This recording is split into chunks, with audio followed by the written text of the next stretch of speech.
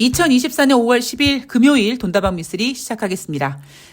제가 어제 방송은 하루 쉬었습니다.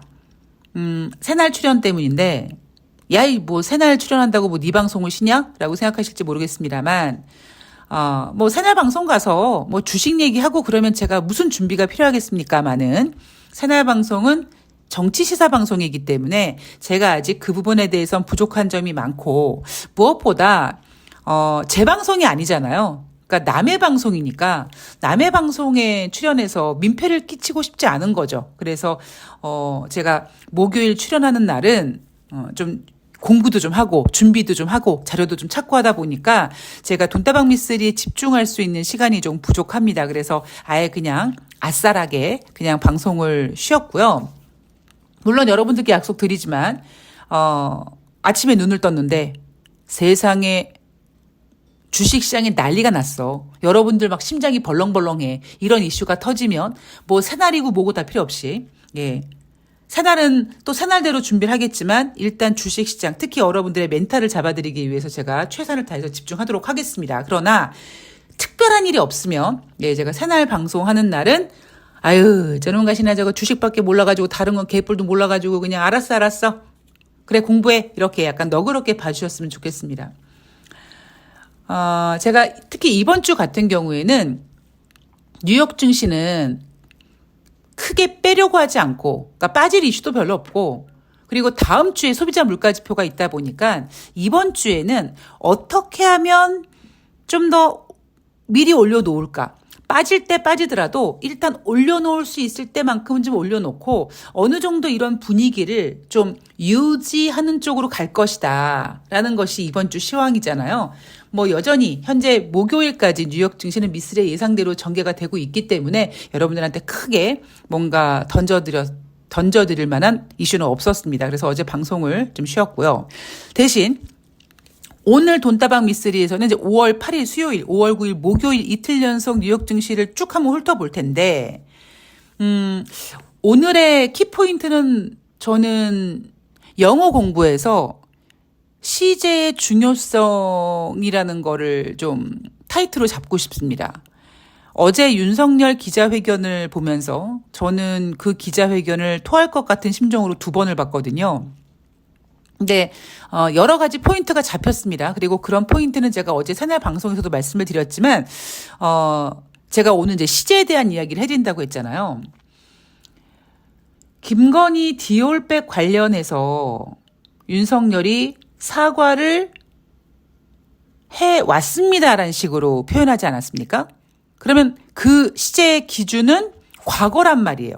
마치 국민들이 들었을 때 윤석열이 디올백 김건희가 받아서 국민들께 사과를 했고 한 번에 한 게 아니라 계속 해오고 있구나 약간 이런 그 생각을 하게끔 만드는 이상한 발언을 했죠. 마치 그것처럼 미쓰리가 작년 연말에 여러분 2024년도 경제 이슈는 스태그플레이션입니다 라고 얘기를 했어요. 최근 들어 스태그플레이션이라는 단어가 나오기 시작합니다. 근데 스태그플레이션이라는 단어를 입 밖으로 내는 전문가들이 하는 시제의 포인트는 뭐냐면 앞으로 스태그플레이션이 될 수 있을 거라는 거죠. 근데 그게 아니잖아요. 여러분들 경제지표 확인해 보셔서 아시겠지만 1분기 미국의 GDP는 예상치보다 크게 부진했습니다. 그런데 1월달, 2월달, 3월달 인플레이션 지표는 상승했습니다. 경기는 부진하고 인플레이션은 상승하는 그냥 전형적인 스태그플레이션이었었단 말이에요. 1분기 때. 근데 전문가들은 지금 스태그플레이션 단어를 얘기하면서 2024년 미국이 스태그플레이션이 시작이 됐어요라고 얘기하는 게 아니라 앞으로 스태그플레이션이 될 수 있을 거예요 라고 미래지향적으로 얘기하고 있는 거죠. 제가 여러분들께 경제지표를 공부하는 방법 중에 하나가 수치를 외우는 게 중요한 게 아니라 여러분들이 확인하고 있는 그 경제지표가 과연 몇 월 달 건지, 여러분들은 몇 월을 살고 있는지 이 시차에 대해서 정확하게 인지하고 경제지표를 확인하셔야 된다라는 이야기를 해드리죠. 그래서 이미 1월 달부터 미국은 스태그플레이션이 진행되어 왔습니다. 그런데 전문가들은 이제서야 스태그플레이션이 될 수도 있어라는 얘기를 하고 있고요. 그럼 그 사이에는 무엇이 주식시장을 띄웠느냐? 금리 인하 가능성이었어요. 금리 인하 2024년도 3월 달에 할 거예요 라고 제롬 파월 연준 의장이 선전포고를 한 것도 아닙니다. 그냥 점도표를 보고 그냥 11월 초에 10월 달 고용지표를 보고 무슨 금리 인상을 해? 니네가 이제 금리 인하하겠지. 이렇게 상상 임신이 확대돼서 2024년 연준은 6번에서 7번까지 금리 인하를 할 수 있을 것 같은 느낌적인 느낌이야라는 기대감 가지고 주식시장을 3월 달까지 쫙 끌어올렸단 말이에요. 그런데 문제는 뭐냐면 지금 주식시장에서 오로지 유지되고 있는 기대감은 금리 인하밖에 없습니다.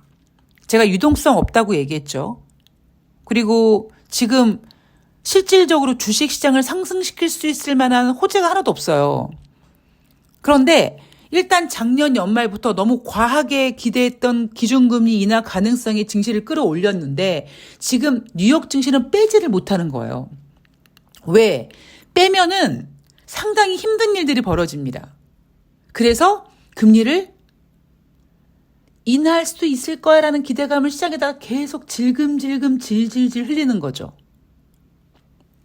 그렇기 때문에 올해는 금리 인하 기대감은 유지시킬 거지만 실질적으로 금리 인하가 되는 거는 쉽지가 않다. 왜? 스태그플레이션, 즉 물가 상승률이 상승하고 있는 이 추세가 있기 때문에. 따라서 뭐가 필요하다? 연준이 수동태로 적극적으로 연준이 금리를 인하할 거야. 내 의지대로 할 거야가 아니라 나 금리 인하를 해야 될 것 같아.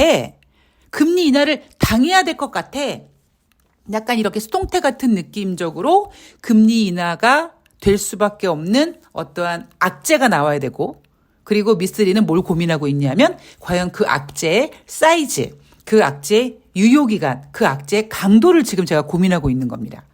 자, 이 그림을 여러분들도 머릿속에 그리시고 5월 8일 수요일 뉴욕 증시는요. 혼조세로 마감을 했습니다. 다우지수가 0.44 상승, S&P 500이 0.03포인트 하락, 퍼센테이지로는 거의 제로고요. 나스닥은 0.18% 하락했습니다. 올해 금리 인하 불확실성 제기돼서 혼조세였는데 투자자들은요. 이거 올해 금리 인하 못하겠는데 라고 걱정을 하기는 해요. 그러자 시장은 스포트라이트를 다우지수에다가 탁 비칩니다. 이 투자자들 다우지수 봐봐. 다우지수 6거래일 연속 상승해. 너 이렇게 6거래일 연속 상승하는 게 쉬운 거 같냐? 아니야. 이거는 있지. 아직까지 주식시장이 괜찮을 거라는 식으로 투자자들을 홀리고 있습니다.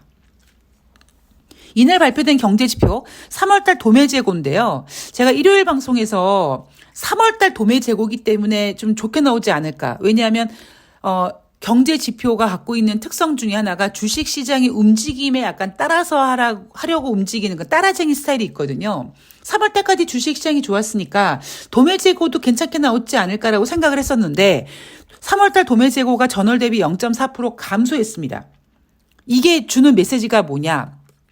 초반에는 주식시장이 막 올라니까 경제지표도 마치 경제가 좋아지는 것처럼 막 느껴지고 거기에다가 또 금리를 막 인하한다고 하니까 금리 인하하면 또 좋아 이렇게 막 했다가 3월 달부터 어떤 경제지표들은 주식시장 너 먼저 가 나는 긁는 것 같아 힘들 것 같아 그러면서 자기의 본 모습으로 돌아가려고 하는 게 아닌가라는 생각을 해봅니다.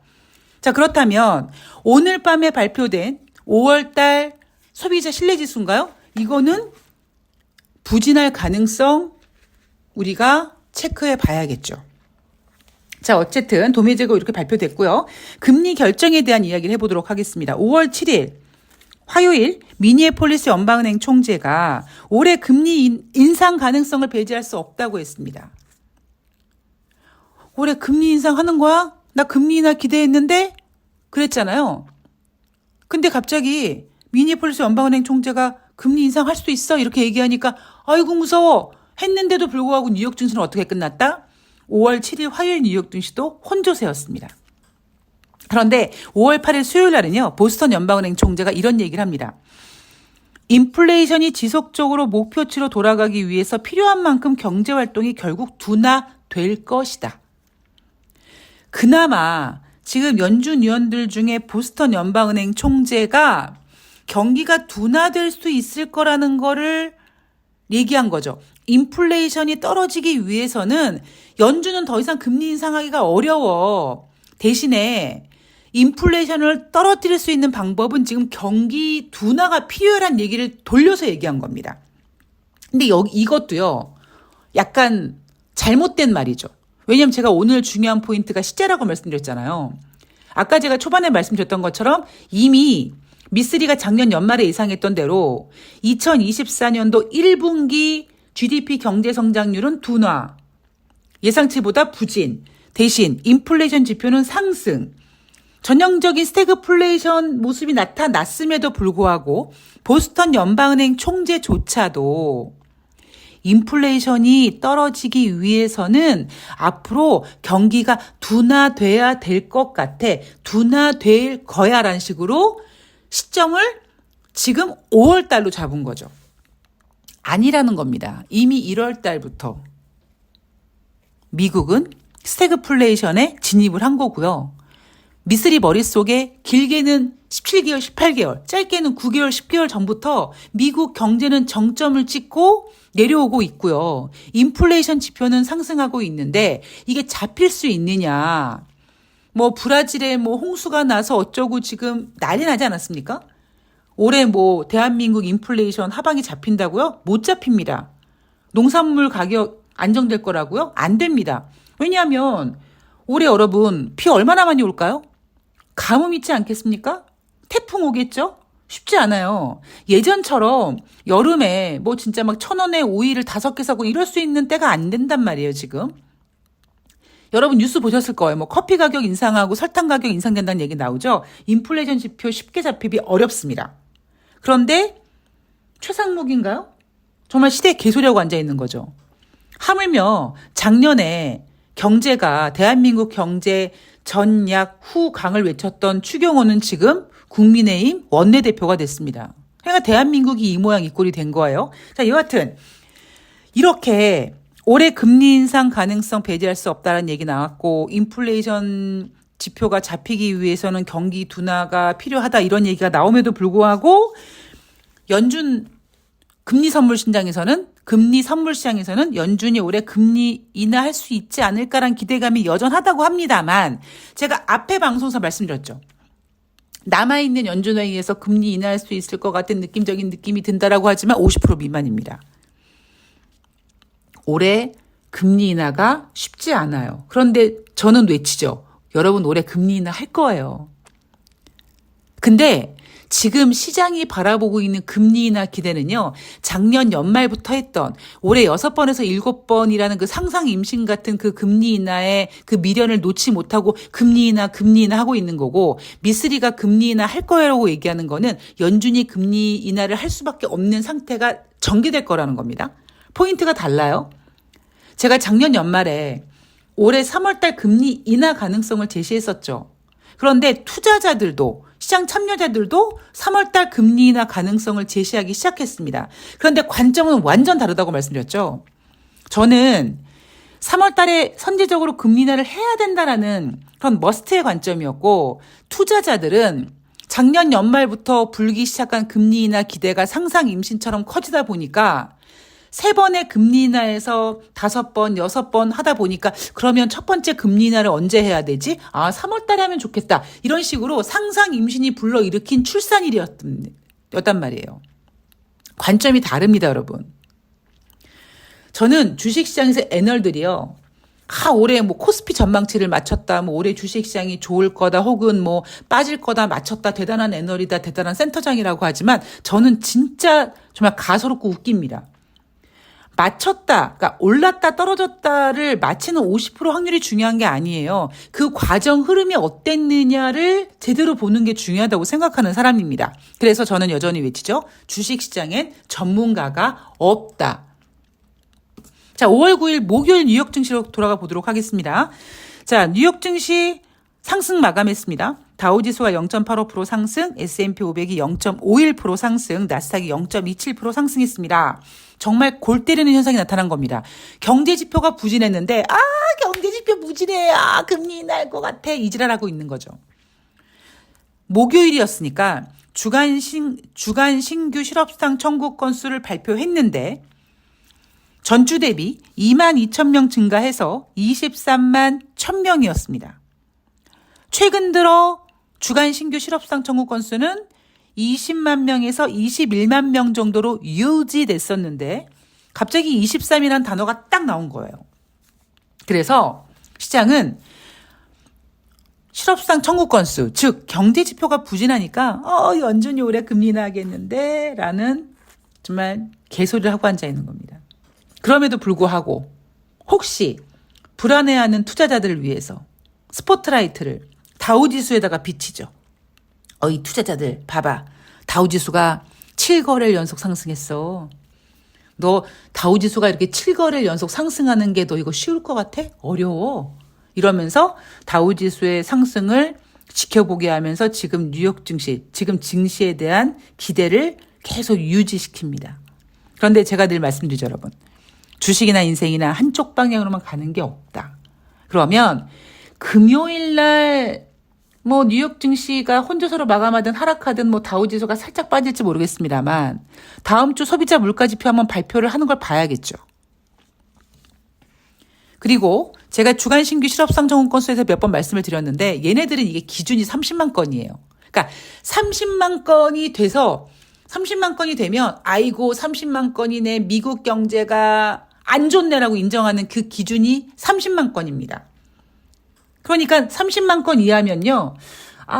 증가는 했는데 그래도 기준선 30만 건 미만이야라고 얘기를 해요. 단지 여러분들이 중점적으로 봐야 될 건 뭐냐면 그 상승폭과 기간입니다. 그래서 이날 발표된 주간 신규 실업상 청구 건수 같은 경우에는 순간적으로 22,000명이 증가했다. 갑자기 확 증가했네.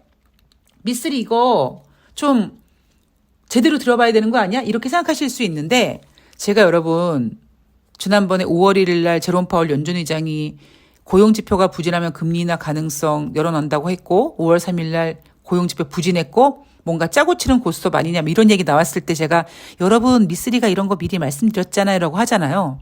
주간 신규 실업상 청구 건수 물론 22,000명 증가된 거는 갑자기 큰 폭의 증가는 된 것처럼 보이긴 하지만 저는 의미 두지 않겠습니다. 왜냐하면 얘네들이 지금 필요한 거는요. 금리 인하 기대감을 계속 만들어내야 되거든요. 조금 더 추세는 봐야겠지만 아직 기준선 한참 밑에 있습니다. 더 웃긴 건 이런 것도 모르는 것들이 그냥 부진한 고용지표 보고 경기지표가 부진하니까 금리를 인하할 거야 하고 흥분하고 있는 저 모질이들이 정말 답답한 거죠. 자, 고용 부진으로 금리 인하 커졌다고 하는데 여러분 속지 않으셨으면 좋겠고요. 제가 앞서 방송에서 주식시장 변동성 상당히 당분간 커질 것이다. 주식시장이 한쪽 방향으로만 가면은 개인들이 아예 빨리 포기해버리거나 막 들이대는데 지금 같은 장, 하루에 막 1%의 변동성이 막 보이는 장은 개인 투자자들을 미치게 한다. 마치 도박판에서 열심히 막 잃고 마지막에 내가 이거를 그냥 다 올인해가지고 그냥 이걸 그냥 다 한 번에 그냥 확 그냥 다시 회복해? 이런 그 심리를 끝까지 유지시키게 만드는 도박판처럼 지금 주식시장이 그렇게 전개되고 있습니다. 그래서 변동성 상당히 크다고 했잖아요. 5월 9일 대한민국 주식시장 거의 1% 가까이 막 하락하고 그랬습니다. 오늘 다시 또 1% 이상 상승을 보이고 있습니다. 이러면요. 개인 투자자들이 미칩니다. 그럴 때마다 어떻게 된다? 자, 여러분들 침착해. 자, 냉정하게. 미쓰리는 흔들리지 않잖아요. 저는 분명히 여러분들한테 변동성 커질 거라고 얘기했고 이번 주에 뉴욕 증시는 크게 빼지 않을 거라고 얘기했고 그리고 지금 뉴욕 증시에서 뭐가 왜곡되어 있고 투자자들은 어디를 바라보고 있으며 여러분들은 뭘 해야 되는지 계속 전해드리고 있습니다. 자, 오늘 돈다방 미쓰리 여기까지 할게요. 최근 뭐 어쨌든 좀 구독하시는 분들이 하루에 한 분, 두 분 이렇게 늘어나시는데 저는 감사합니다. 왜냐하면 돈다방 미쓰리는 늘 말씀드리지만 돈다방 미쓰리의 스타일이 있기 때문에 그냥 아무나 막 그냥 일단 구독자 좀 늘려주세요라고 해봤자 나중에 우르르 다 나가거든요. 세상에서 제일 싫은 게 줬다 뺏는 것처럼 구독자들 확 늘었다가 나가는 거 되게 저 상처받아요.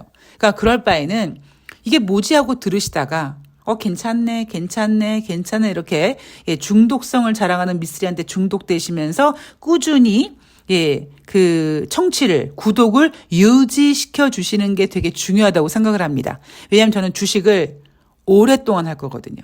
그래서 오랫동안 여러분들에게 같이 좋은 시간을 만들기 위해서 저와 같이 호흡을 맞출 수 있는 구독자들이 필요하고 청취자들이 필요하니까 너무 욕심내지 않고 뚜벅뚜벅 잘 가도록 하겠습니다.